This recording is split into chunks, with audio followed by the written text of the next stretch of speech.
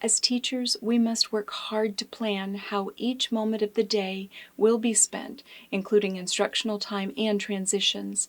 Another important area we need to think through is the development and enforcement of rules and routines that maximize learning time. Establishing rules and routines that guide student behavior in your classroom allows everyone to make the best use of time spent and promotes fairness and consistency in dealing with problem areas or situations. It's important that those procedures be established early on and that they be enforced regularly and consistently. Ellen White recommends rules should be few and well considered, and when once made, they should be enforced.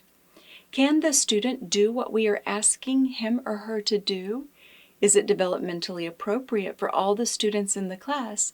Ellen White explains, since the surrender of the will is so much more difficult for some pupils than others, the teacher should make obedience to his requirements as easy as possible.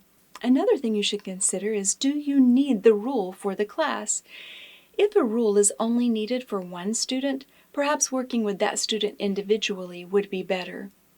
We should also consider, does the rule consider the basic nature of the child?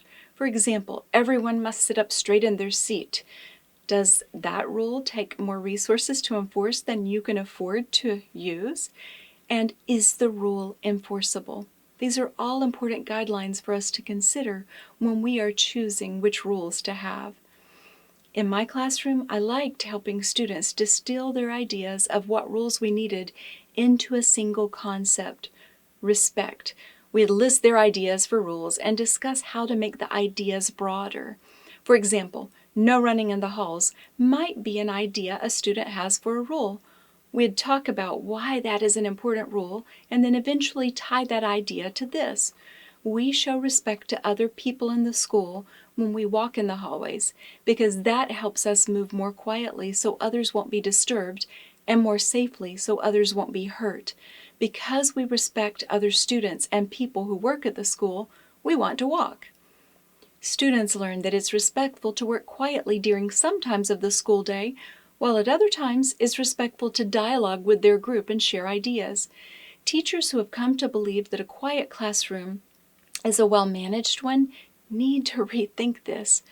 I read this recently. Start repeating this mantra immediately. Just because it's loud doesn't mean they aren't learning. Just because it's loud. Somewhere along the road, we began to attribute silence to deep thought and high-level learning.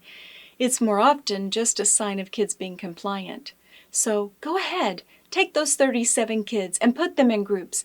Give them a challenging task and some supplies. Let it be loud.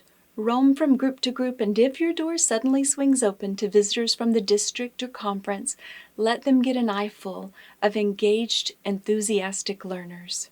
I love that. Sometimes we need our students to work quietly, but many times they need to talk and move in order to be able to focus during the quiet times.